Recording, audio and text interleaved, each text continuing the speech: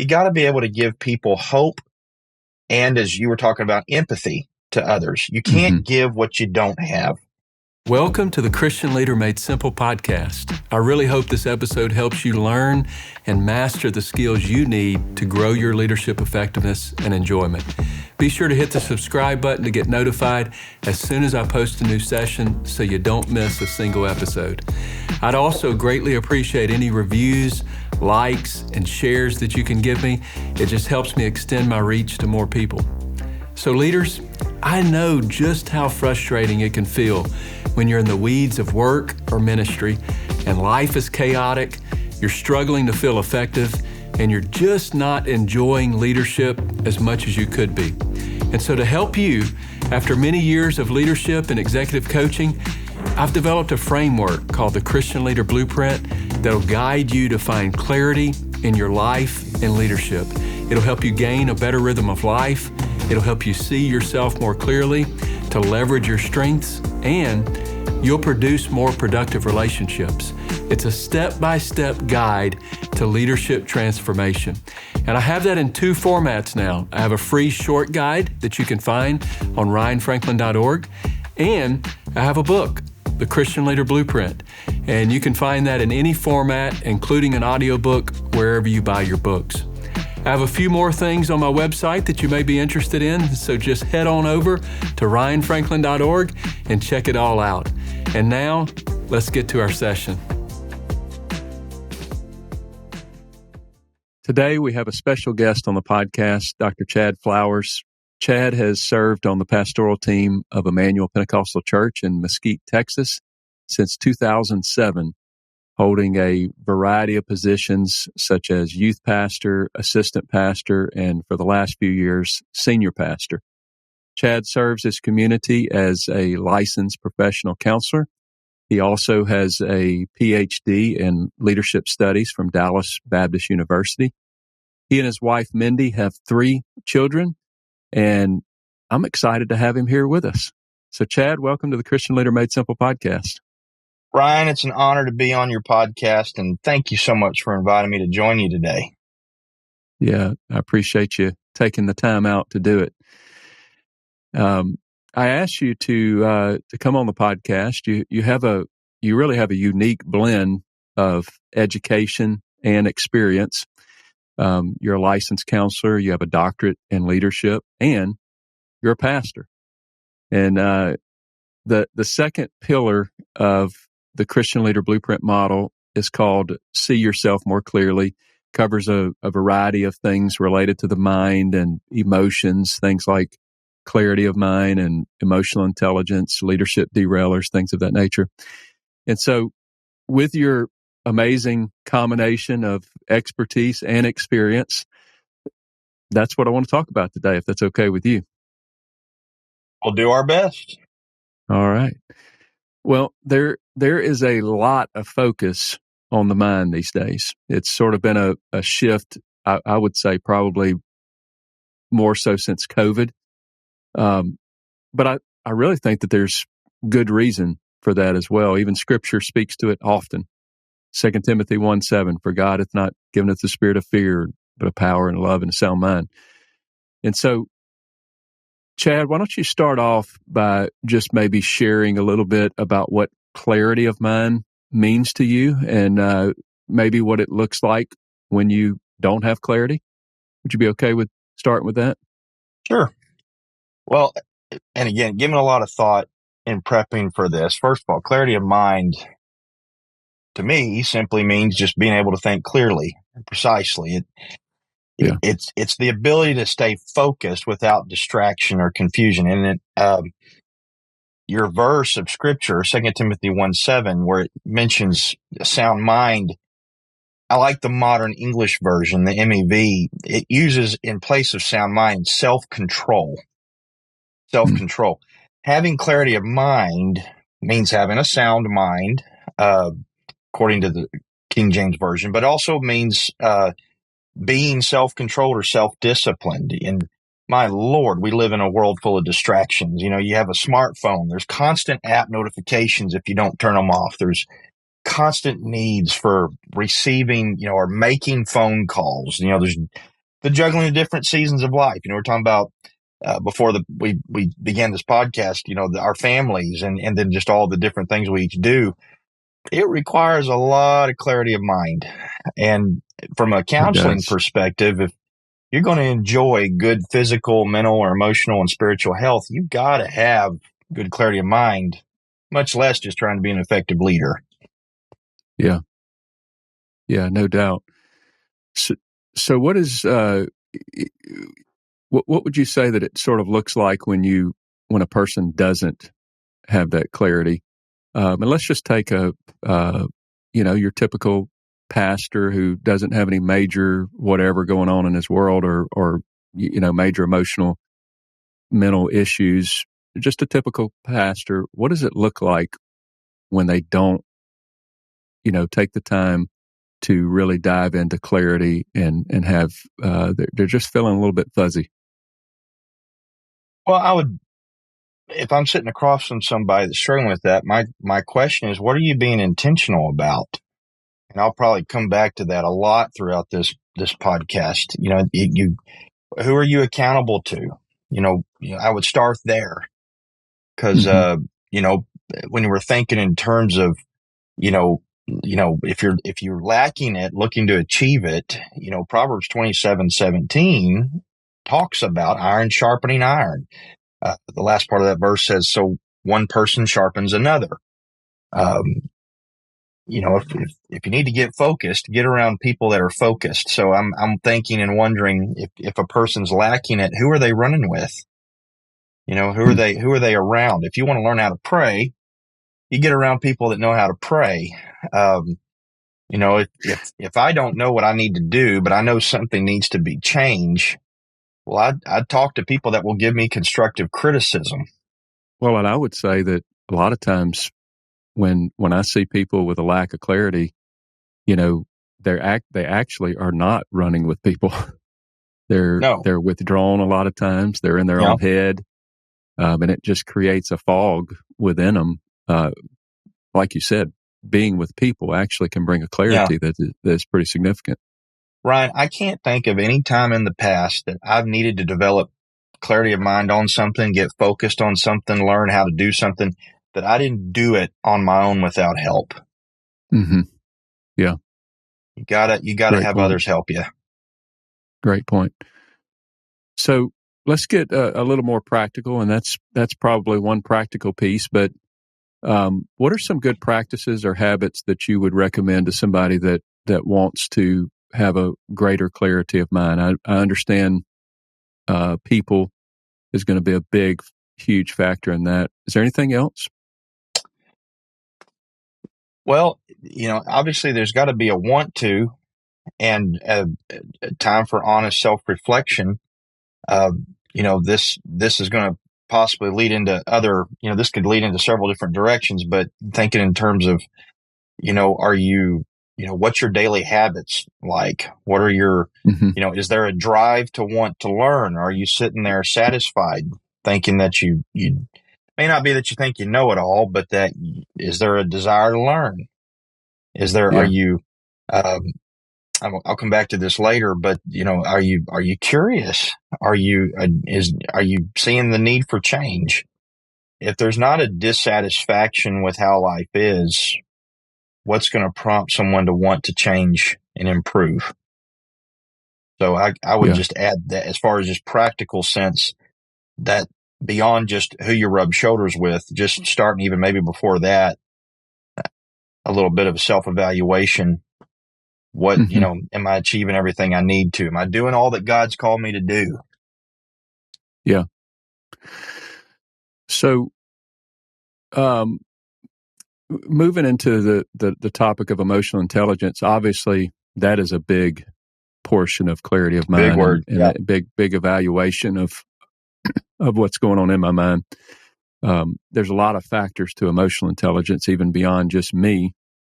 It's how I react to or how I take in others as well, and how I react to that. But it is a buzzword. Emotional intelligence is a buzzword these days in leadership, especially in the business world. Yeah, it is. Can you give us just kind of a brief rundown of what emotional intelligence is?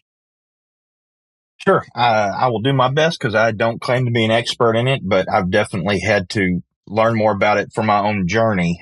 Daniel Goleman wrote a book well, he wrote several books about it, but one of his first ones, Emotional Intelligence, Why It Can Matter More Than IQ. So emotional intelligence, also known as That's a great EQ, book.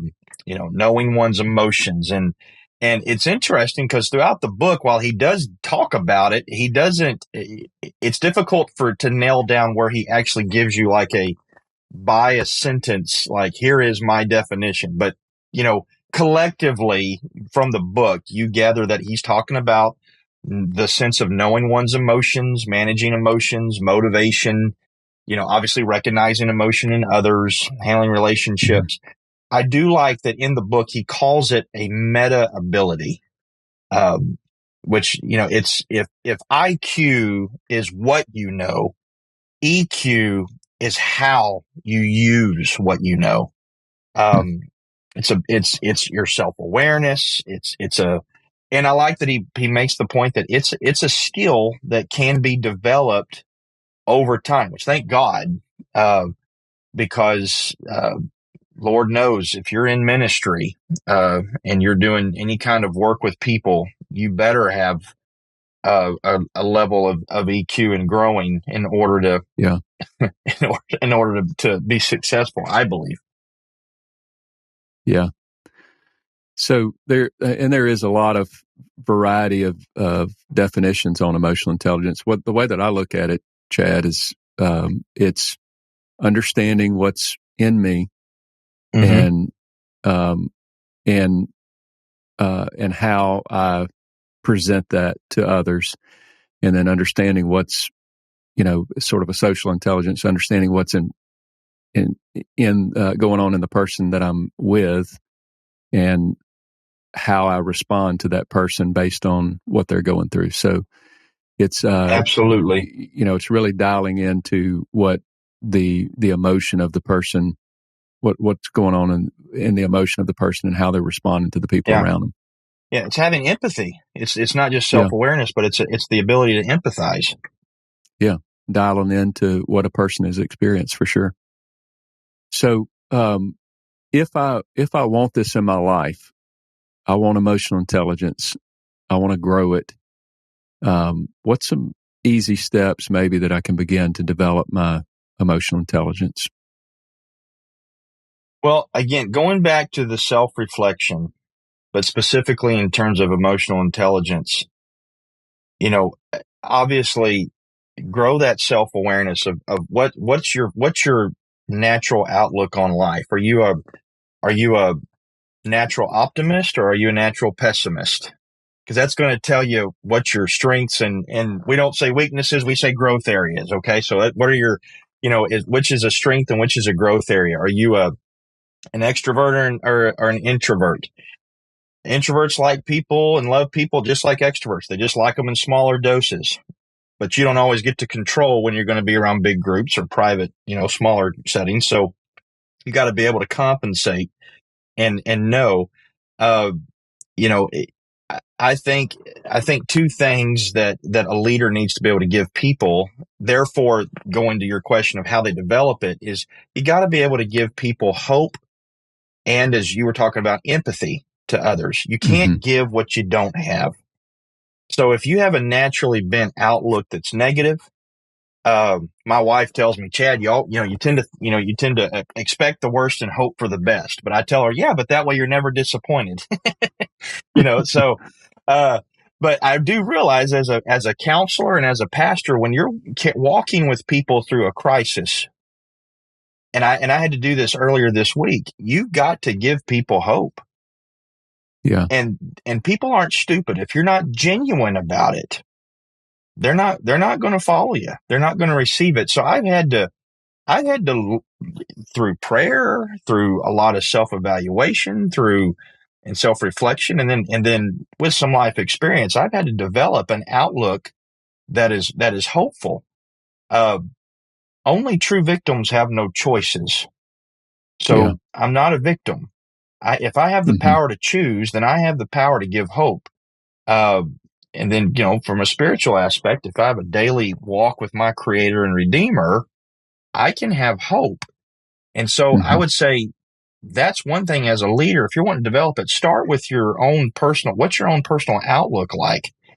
But then not only just hope, but empathy. Do you have the ability, as you just said, to understand and share the feelings of others? Yeah. I made a hospital visit literally just this week, and the person that was there in the hospital was having to be taken back for some test, a little procedure, and they said they'll be back in about an hour.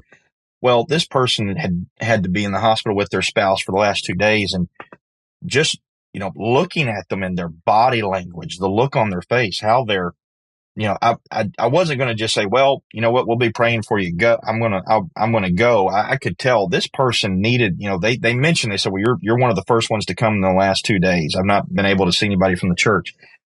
Well, so I decided, you know what, I'm going to stay. And I told them, you look like you could use a walk. And they said, actually, I think I could. So we just, we walked around the lobby of the different lobbies of this pretty big hospital system, and just, I just empathize with, man, if I'm in their shoes, I think I'd like to get out and walk, and it don't matter even what I talk about. Just nice to talk to another human being, since for 2 days I've been keyed up in a hospital room. Yeah. Romans 12:15 tells us, Ryan, rejoice with those who rejoice and weep with those who weep. We're commanded as Christians, not just leaders, to be empathetic. So if a person's honest with themselves that, being able to take the temperature of a room or what another person's going through, I'm not good at, they need to pray and start studying how they can learn to be a better empathizer and be a better giver of hope. Yeah. Those are two things I would say.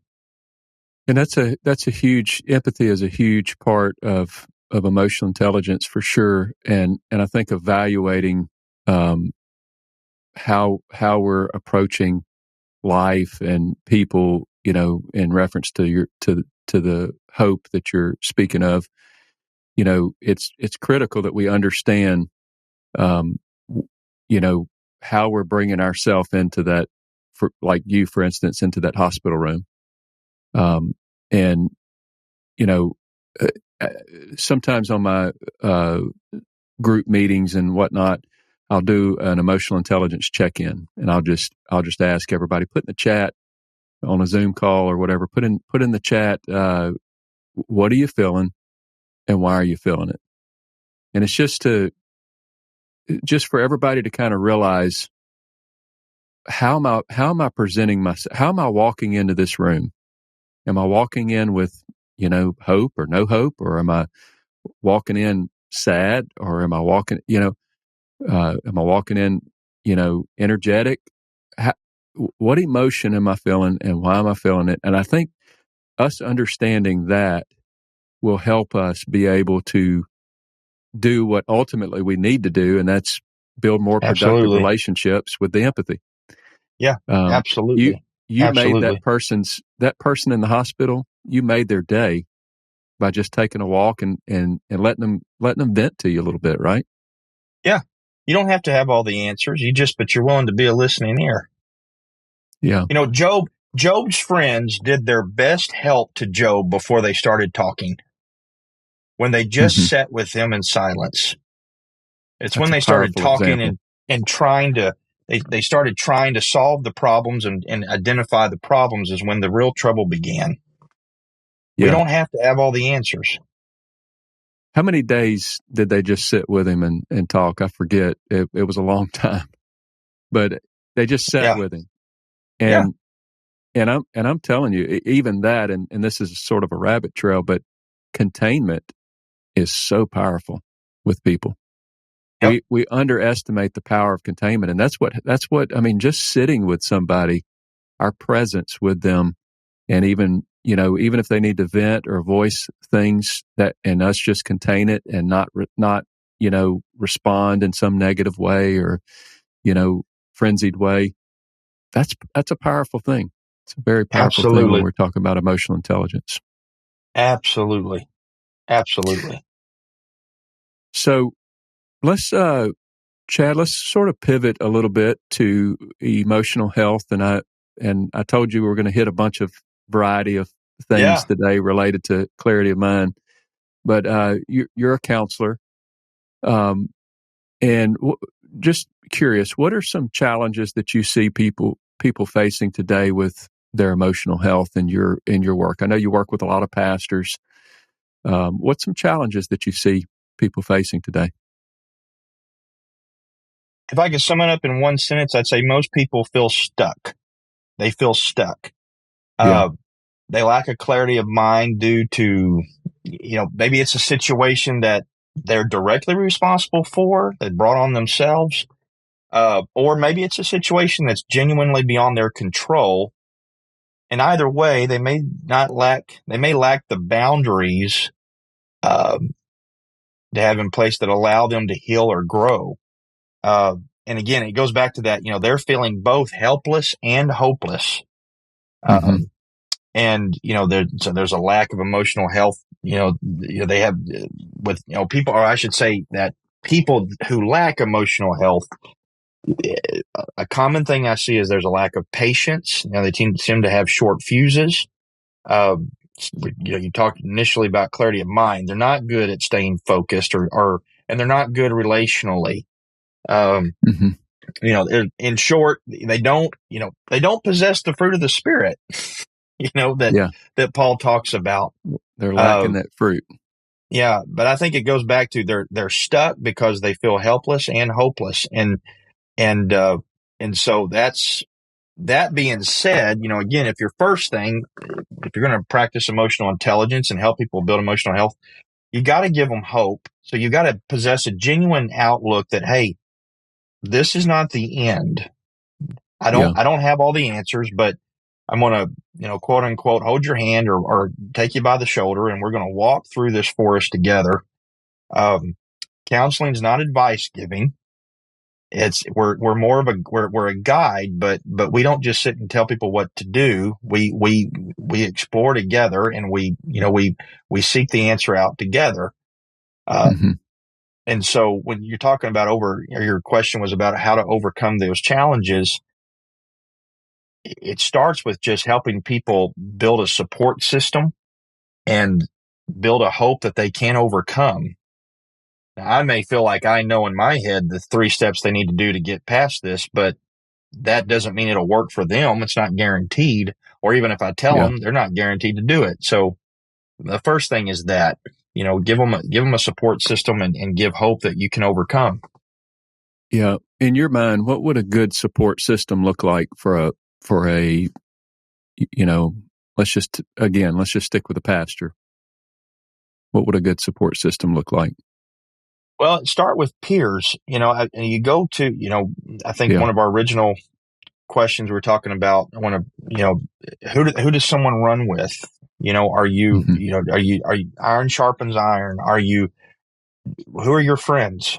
Do you have, are all your friends of the same like mind and facing the same challenges and you're just wearing each other down? Or are you linking up with people that can sharpen you and maybe even give you a little bit of constructive criticism that you trust them enough you're willing to take?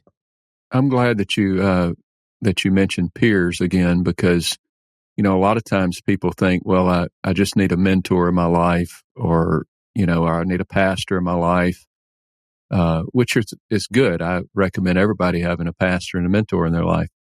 But I think you're going to find your best day-to-day support from your peers. I think that's a huge, because not only do you need their support, but they need your support as well. And there's something about a mutual give and take, in my opinion, that really solidifies a relationship, and you're able to not only just take, but at times you're going to give. And there may be some times where you don't give at all and you just take. But I find that in a peer support system, that works best, the give and take part. Absolutely. Yeah. And sometimes, we need to feel like we're giving for us to really a lot of times for us to get really vulnerable and transparent with one another, sometimes it takes that other person getting vulnerable and transparent with, and that's hard in a pastor to, parishioner or whatever relationship, even if it's a pastor looking to their pastor or to a mentor. A lot of times that's a one-way, very important, by the way, very important relationships. Those are very important relationships, but they're more of a one-way relationship versus a two-way most of the time. Absolutely. And there's something about the exchange of relational nutrients with a peer that's super important.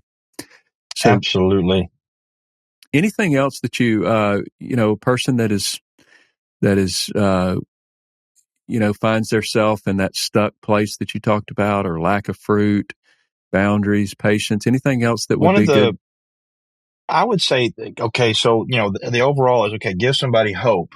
Okay, how do so practically, what does that look like? Well, the first thing I do, I ask them, what are their goals in life? If you feel stuck, a lot of times you feel stuck because it could be a combination of, well, I've tried things that aren't working, or maybe we've forgotten where we're headed. So, for some, now I'm not talking about just leaders, but just people in general, help them build life goals, or explore how to work. Yeah. Personal vision. It may be, I don't know how to get a better job. Well, let's look at your resume.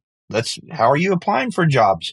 Maybe you need to confront a problem in the family. Let's rehearse that conversation. What does that look like? Okay, there's a situation somewhere that you need to put some personal boundaries in place. Let's explore what that looks like. And so in that sense, when you do those practical things, some people don't realize about communication. There's a difference between being aggressive and being assertive. Some people don't know how to ask for what they want. When Jesus came to blind Bartimaeus, he asked him, "What do you want me to do for you?" That's a powerful question that amazingly most people don't know how to get detailed about. So, help people develop clarity by whether it's boundaries or just learning how to take practical steps, because they don't have anybody to help them. And let me just flip that question around as well. We've got to get good at asking for what we need also, and we struggle with that a lot of times. Chad, if you needed something from me, I sure don't know it. You look like you got everything together. Well, likewise. And so it would take you saying, "Ryan, I'm struggling with this, and this. Can you help me?" And a lot of times we don't do those kinds of things because we feel needy when we do that. Yeah. But the reality, or we don't trust. Maybe we don't trust. Or we don't trust. And the reality of it is a lot of times we, if we don't ask for those things, we are not going to get them. No, we're not going to get them. People are not just looking. I'm in Alexandria. You're in Dallas area, Mesquite. You're not just sitting around wondering, okay, what can I give Ryan? What do I think that he needs? No, it doesn't work that way. You're absolutely right. And it may be something tangible like a new job, or, that something like that, or saving for something. But then it could be something deeper, like I have a child with this health challenge and I'm doing what the doctors say, but at the end of the day, my stress level, I'm on empty, regarding energy. And there's not an immediate solve. There's not a clear answer out there. But learning how to just walk with people through what they're dealing with. And I may do some research to help them. I may do, I may speak from my own experience, but a lot of times there are some things that there's not an easy answer, and you just purely got to trust God. But it's easier when you're walking with somebody else that's with you. Nelson Searcy, to me, said it best when he wrote. I don't know if this is original with him, but I read it in one of his books where he said, "We may not have it all together, but together we have it all." And that's why, I mean, you can go from, that's why you need a church It's the family. truth. That's why as leaders, you need peers and others. You need a Need that support Barnabas. system. You need a Timothy, and you need a Silas. You need those that are going to be with you. Yeah. Even Jesus, he had a circle of 12, but he had an inner circle of 3. Absolutely. And in his deepest, darkest hour in the Garden of Gethsemane, guess who he called on to come and be with him? And Yeah. that was his support system. Even Jesus needed the support system. Who are we to say Very powerful. that we don't need them? Yeah, that's very powerful. What would you say, thinking about tools and techniques, one of the most practical ones, and maybe too obvious to even name here, is if a person is struggling, they're stuck, would be to get a counselor, to hire a counselor. For the person that is struggling with just the concept of counseling, which it has become a lot more prevalent today, there's not a stigma attached. I don't feel there is anymore. But what the person that's struggling to trust, to be able to unpack things, what would you say to that individual? I want to know why is it so hard? I hear people say all the time, well, it's so hard. Okay, why? And if they can't tell me, then it's like, well, then let's talk. Well, then they end up unpacking. Yeah. And I think that's the simplest thing is, one of the things that can derail a person, whether it's a person, just a saint in the church, a leader, if we're talking in the Christian world or secular, is just that not seeing the need for it. It's got to start there. Yeah. So, if they have a hang up about counseling, what's interesting is a lot of them, when I ask, well, what's your hang up? They can't really put it into words. For those that have been willing to be honest, they struggle. It's just, right. It boils down to what I can tell they're having difficulty expressing. They just don't want to appear weak. But, that may be a cultural or that word that I used earlier, needy. They don't want to appear to be needy. Yeah. And needy is not a bad word. Needy is, and it's important. I can tell you, Ryan, my wife and I have been a consumer of therapy.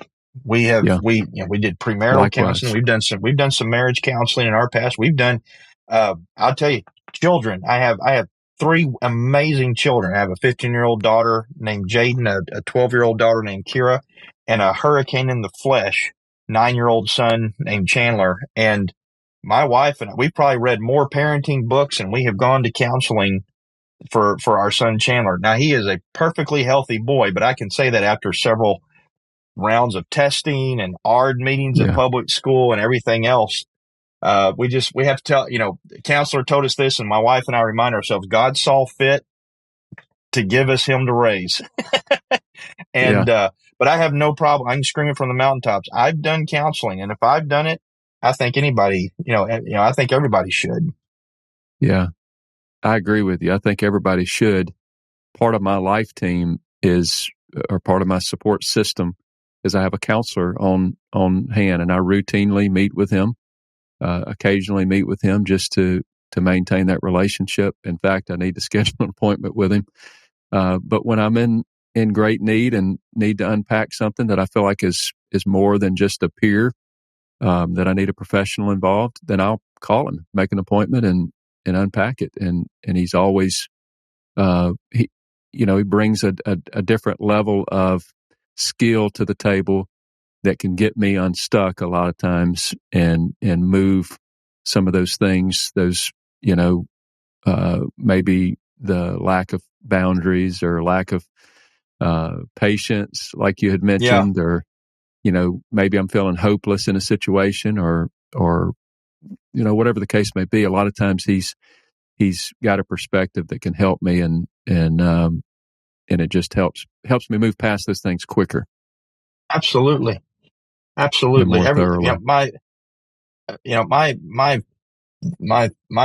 theory of counseling that I ascribe to is cognitive behavioral. I would call myself a cognitive behavioral therapist. I believe it's, forgive me for the lack of the knowledge of the reference, but I believe it's in Proverbs. As a man thinketh, so is he. Yeah. All our actions start with a thought. And there is some debate about what goes first, the emotion or the thought. Some emotions trigger thoughts, but some thoughts can trigger emotions. And, but those, it all starts in the mind. It all starts in the mind. There's a powerful book that's called As a Man Thinketh that references that. It's a real short read, but a really powerful book that I've read on multiple occasions. So let's just, Chad, let's dive a little bit deeper in emotional health. And sometimes there's some common leadership derailers. I write about it a little bit in my book. I've got a chapter on it. I don't get into a lot of detail on it, but leaders will display these leadership derailers at times, and I'm just thinking of like things like passive aggressive behavior. Maybe they over worry or things of that nature. A lot of times they're blind spots.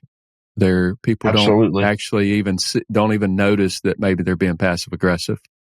And they're usually rooted deeply in our insecurities. I've got them.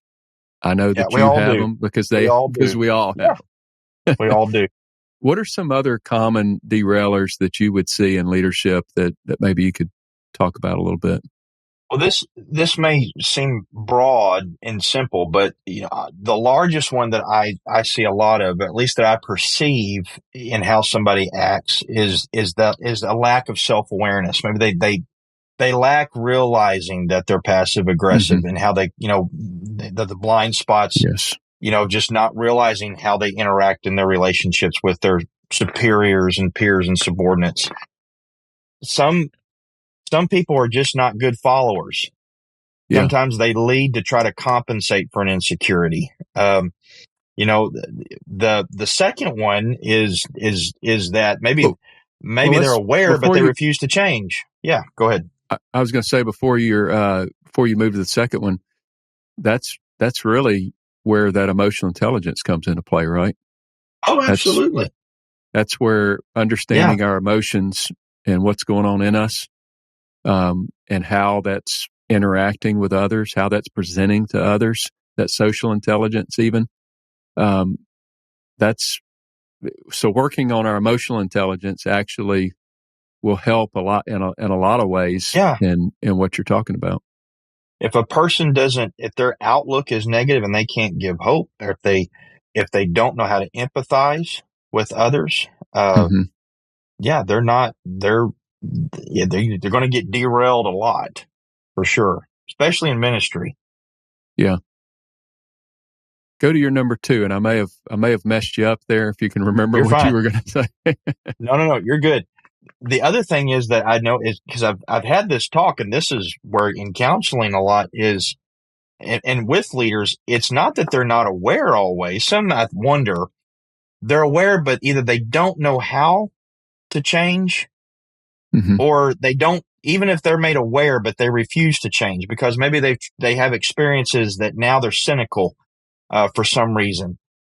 Maybe they're too insecure. It's pride. That's the key word. There's a lot of pride. Yeah. And let me just say this with you saying that, rightfully so, I think in a lot of cases they don't want to change. But I think that's where emotional health, digging into our emotional health, visiting with a counselor, unpacking these insecurities, that's where that comes into play, because I would imagine that a lot of that, like the negativity, the cynicism, that egotistical behavior, a lot of that is sort of defenses, right? From hurts that we would have in our past. And so it's deeply rooted in those insecurities, as you mentioned. It's deeply rooted in our emotional health, right? Absolutely. There's pride. I know for me, pride's one of those things that I've had to take out to the backwoods and kill numerous times over and over and over. And it keeps coming alive, huh? It keeps coming alive. It keeps coming. It's like that living sacrifice. It just don't like to stay on the altar, you know. And you know, I've not been able to graduate yet from it, but God keeps re-enrolling me in this course of learning about myself. You know, I'm naturally more introverted than extroverted. You know, my dad is an extrovert. His idea of an intimate one-on-one is with 15 to 20 other people. He just loves people. Well, I love people, but I like them in smaller doses. And so, you know, after church, after a great service on Sunday, I'm shouting amen, but I'm ready to go home and take a nap. I'm worn out. Um, uh, and so part of it is also once you learn yourself is learn to be not careful with this, not satisfied with things, but comfortable with, okay, this is the way God made me. So help me to flourish and thrive. And if I need to counter it with something to be successful, know how to do that. That keeps me from being derailed. So before we continue on with the podcast, this episode is brought to you by Christian Leader Community Coaching. Are you a Christian leader experiencing low productivity or chaotic lifestyle? And maybe you're overwhelmed and just unsure of what it's going to take to create growth in your life. And so I want to introduce to you our Christian Leader Community Coaching Program. Through our step-by-step framework, you're going to discover a better rhythm of life.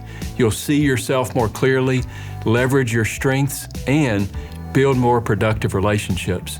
With our full archive of courses, our supportive community of peers, a powerful leadership assessment to get you quickly focused. We also have live community coaching and so much more. And I've personally seen its huge impact with leaders from all over the world, experiencing laser-focused growth in their lives. And now, through this community, this experience is open to you. And we want to help you implement these simple frameworks and then celebrate with you as you experience significant results in your life. Don't wait any longer. Go to ryanfranklin.org and join the Christian Leader Community Coaching today. And I look forward to seeing you inside the community. Now back to our podcast. So what you're saying is what I'm hearing you say is good rhythm of life, you know, understanding yourself, knowing what drains your energy and knowing what energizes you can really help with these derailers, these insecurities. And by the way, when I speak of a derailer, just for sake of audience, I know you know what I'm talking about, but that's things that would erode relationships. They drive people crazy. And, you know, you may have a phenomenally gifted person, yet, you know, when they get tired and stressed, these things come out and it sort of erodes.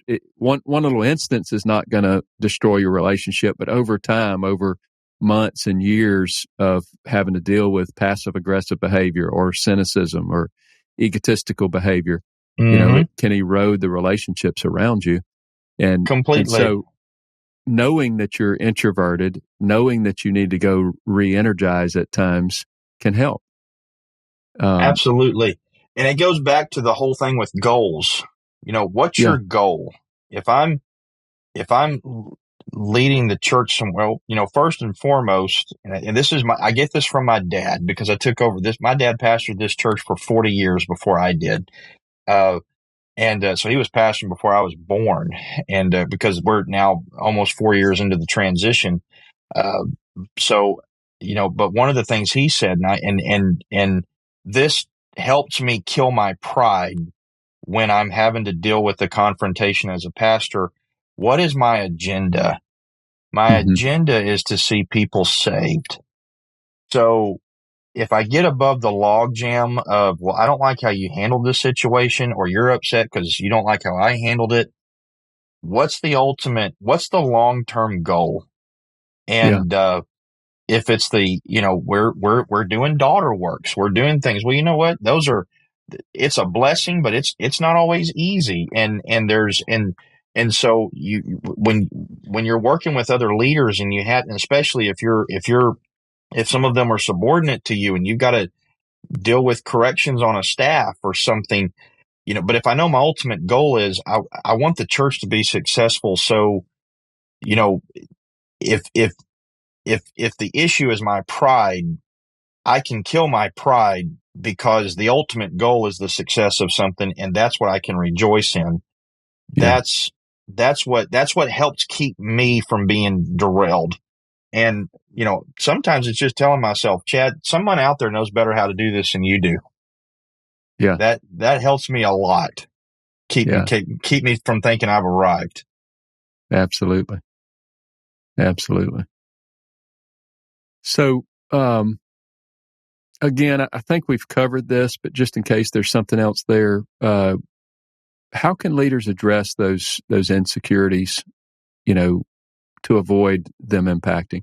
I know we heard rhythm of life and, understanding yourself a little bit more clearly and knowing what drains you. What else? Anything else? Well, the direct question, what's making someone insecure? How were they raised? Okay. Is it a pastoral or leadership philosophy they grew up with that maybe they're repeating? Yeah. I know some that grew up with the philosophy of, hey, I want you to stand on my shoulders, and I want to help remove every obstacle I can that could have been my downfall to help you be light years ahead, versus the one that said, well, if you think you're called, jump out of the boat, and if you drown, that just proves you weren't called. Both of those are very real philosophies that still exist today, and how a person grows up under those affects their outlook and their relationships with others. And could limit our thinking, limit our beliefs even. Yeah. Is there something that's causing someone to stop hoping or trusting or believing in the possibility of something future? And I get that from, there's a book that, while it's not a recent read for me, it's not an old book, but Carey Nieuwhof has a book called Didn't See It Coming. Yeah. It's a fabulous read. Good book. For leaders. And he talks in there about cynicism. And a couple of quotes that I love from this book. We actually just did this book with a group of ministers, group of pastors that I'm a part of. And he writes this. He says, cynics never seek to change the world. They just tell you why the world can't change. If you're a pastor who's very cynical and you're real good at shooting down new ideas and refusing, and we're losing sight of what really matters, and we're harping on something that it may be questionable if that really is as important as, I'm not talking about message or doctrine, but just we have our hangups on things. That's important. We get cynics just tell you why the world can't change. The other thing is he says that curious people are never cynical, and cynical people are never curious. Mm-hmm. Which is why I go back to, asking, instead of asking, what if this happens from a negative standpoint, start asking, why not? Why can't we do it? Yeah. Makes sense. So I would say to people, that are, if you're addressing how to address your insecurities, I think from Carey Nieuwhof's words, get curious again. Yeah. I love that word, curious. I think if we brought curiosity into our circles more, that we would have a much more rich environment. Oh my goodness! Rather than criticism, bring curiosity. A lot of times I start my Zoom group meetings that way, just reminding them, if you're questioning somebody in here and something negative comes to mind, switch that to curiosity, because you may learn something. Yeah. I did my PhD dissertation on leadership in pastoral succession, because it's something that me and my dad went through. We did a 5-year transition plan here, and 4 years into it, it's going well. But 4 years after it's over with, I should say, it's going really well. But in my studies, I interviewed 5 different churches that I had to interview the outgoing pastor, or now a predecessor, a successor who was the current pastor, and then 2 members of the church that were key involved people, like a board member or a staff member, that were present before, during, and after the transition took place. And I did that in 5 different churches that were all part of the UPCI. And in my findings, one of the things that I found was that in every case, even though there were different locations, every transition looked a little different. There were things that were, culture was different, background was different. Some were insiders, some were successors brought in from the outside. Only one of them was from a father to a son, but all of them, they were the leaders. The predecessor, or at the time, the outgoing pastor, was intentional. Mm-hmm. So I would ask a leader, and beyond, now that was just about pastoral succession, but I would say to your question on about this, what are you being intentional about? Back to that clarity of mind. If you claim to be intentional about something, is it what bleeds from you around others? Is it what you're dreaming about, talking about, all of that? Yeah, that makes sense. So, Chad, as we kind of bring this to a close, I've got a couple of more questions. I'm gonna end with my typical question that I ask everybody, but the last question that I want to ask you in regards to clarity of mind, emotional health. How do you see the integration of emotional health and these mind topics and leadership evolving in the church world? What are the trends that you're seeing? Sure. Well, for one, I think we're already there, Ryan, as far as it integrating, because I know the last several years at general conferences, I've done some of the seminars for different areas of the UPCI. We, whether it's in youth or in the local church, on emotional health, educating, whether it's pastors or saints, whoever comes to those seminars, talking about emotional health already. I'm actually I'm one of the speakers at a conference over in Europe, in Belgium, later this year, that one of our national leaders is hosting, and it's just about emotional health. And he's been doing it for a few years now, and he's got quite a gathering and a growing that's coming because of that. So as a counselor for the last 14 years, pastoring last nearly 10 years, senior pastor since 2020, I've been blessed to rub shoulders with a lot of people in my academic journey, counseling experience, and a pastor who have been working to bring this awareness to the church for decades. And so I think you're seeing more of that already there. I would agree. For sure. I would agree. And, it goes for me, I think you're talking about the current trend or how this is evolving. I think it goes back to intentionality. What are we being intentional about? And I think you've seen a lot of intentionality take place, and especially since COVID, bringing in awareness to mental health. Oh my goodness, that's definitely all across the world. That's a big thing. Well, and the statistics will tell you, Barna statistics will tell you that church pastors and church leaders, the trend is towards burnout and quitting ministry, and all of that is astronomically increased. And so I don't think there's any way that we can ignore this thing called emotional health and emotional intelligence and learning about these things in leadership. If we don't move towards that, I think we're setting ourselves up for failure. The business world is spending billions of dollars a year on this stuff, and it's for a reason, because it works. Yes, sir. It works.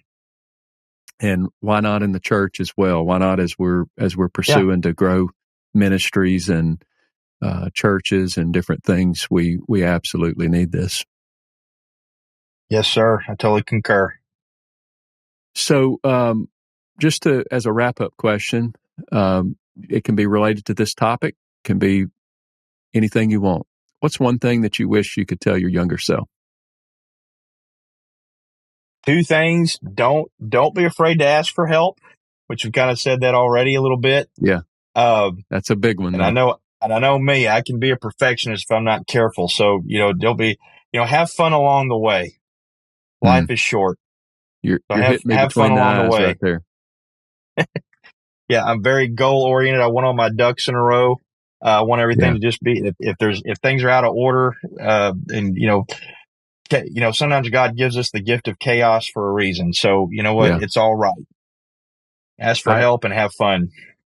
I love that. I ask myself a list of questions every Sunday. I call it Start of the Week Sight. And one of them is what did I do? What was significant about the week before? Just to sort of reflect and reflect on the good things that have gone on. And last Sunday, I wrote the answer for that question that I didn't have a ton going on, and that was a good thing.